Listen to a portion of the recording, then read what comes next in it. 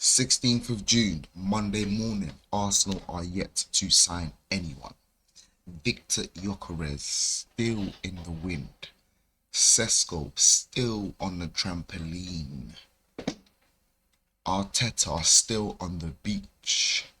And Andre Bertha still twiddling his toes. Arsenal are in a dire situation, in need of players, strikers, attackers, defenders,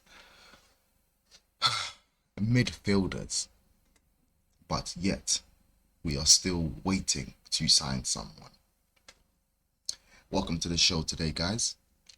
If you are new, please hit the subscribe button right there, as we can see on the road to 500. So hit that like button, hit the subscribe. Thank you for watching. Back to it. Gyokeres' priority is to join Arsenal this summer, despite calls from Manchester United in recent weeks. Gyokeres always an option amid Sesko talks with no deal sealed so far. Arsenal keep assessing the situation. United remain keen but believe deal now unlikely. Now with this situation, guys, Arsenal are stuck in between a rock and a hard place, I would say here.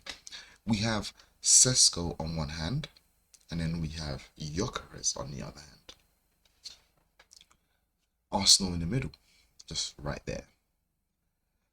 We are trying to broker a deal for Sesko, it seems, with negotiations advancing, reports coming out from credible journalists that Sesko is a serious target for Arsenal.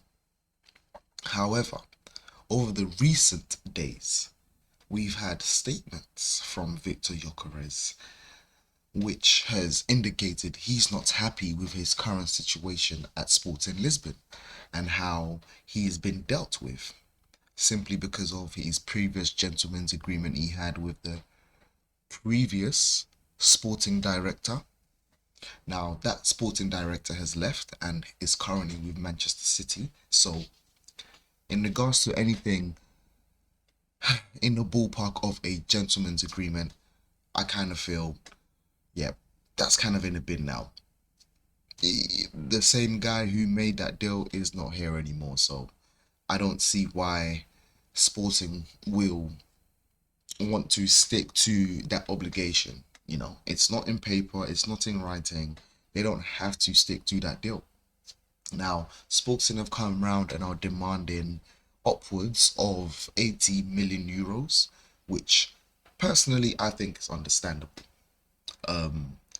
Understandable simply because Gyokeres has scored 97 goals in 100 games with 10 plus assists.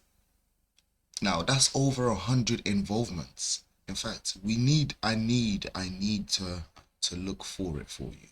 And you know who will do that for you? Grok. We're going to ask Grok live. I use Grok all the time, guys. You should use Grok too. Pardon me.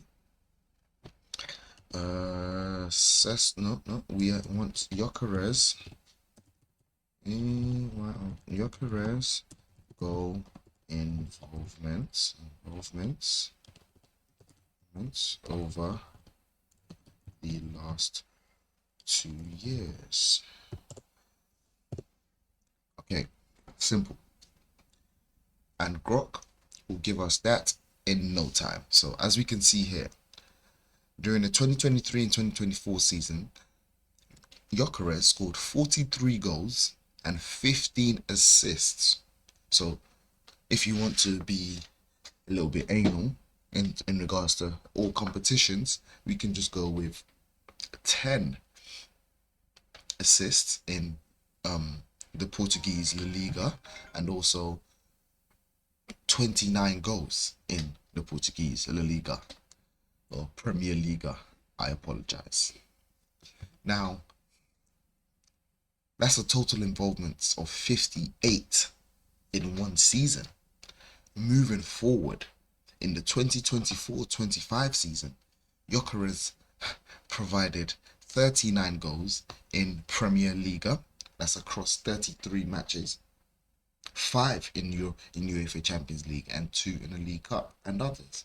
And also you can go for 13 assists, which is 8 in the Premier League and additional assists in other competitions. That's a total involvement of 67 goals. So he has 67 involvements plus 58 involvements. Guys, he has. Nah, no way.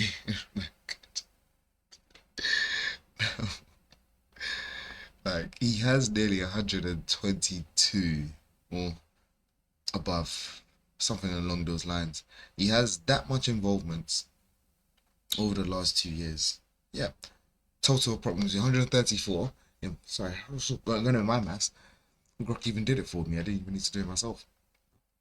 So 134 involvements at the barest of minimum across all competitions. This is a baller. This is someone we should be going for. Like, and I get it. Arsenal are always looking for the future, looking ahead and looking in the market and looking to see how we can make money from any of the current players or crop of players that we have. Now the thing is, Arsenal's current situation is we need to win immediately. Now, immediately, however you want to put it. We need to win a trophy as soon as possible. Personally, I feel Gyokeres fulfills that obligation. He comes in, he knows where the goal is. We don't have to train this guy on how to find the goal. He clearly knows how to strike the ball into the back of the net. That is a quality on its own. Most players, most people do not have that. Look, okay, look, I'll give you an example. Mikel, he is a baller, and people have been laughing at it. Rival fans come here and laugh, say, oh, we had to use Moreno as our striker. Yes, we did.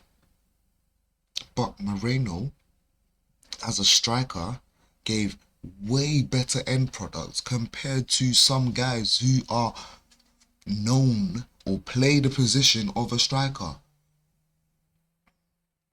What more do you want? Now, that's football IQ. They normally say that in basketball. You ain't got basketball IQ. Listen, that is football IQ right there. Only certain players are able to transition to a different position, even if it's a fluke. Even if it's a fluke. It's a fluke that worked out. And you can't really necessarily say it's a fluke because those are like a traits that there's certain things you see in someone and be like, okay, I think this could be applied here. You understand what I mean? When you look at certain people, you think, okay, all right, I think they can do that. I think they can do that. Right, that's what that is. So Arteta has clearly seen Moreno has the IQ of a player that could possibly play up front. Now, it was in a dire situation, we needed someone, so Moreno had to go up there. But in regards to the work he has put in and he has given to the club in the short space of time he has spent playing up front, you have to give a man like that props. You have to give a man like that props. And yeah, I was scared for a lot of the season having Moreno up front.